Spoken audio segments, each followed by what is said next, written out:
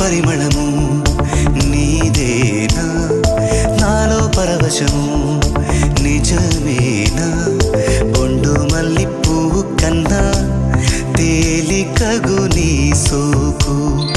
రెండు కళ్ళు మూసుకున్నా లాగు మరి నీ వైపు సొగసును చూసి పాడగాయలా కనులకు మా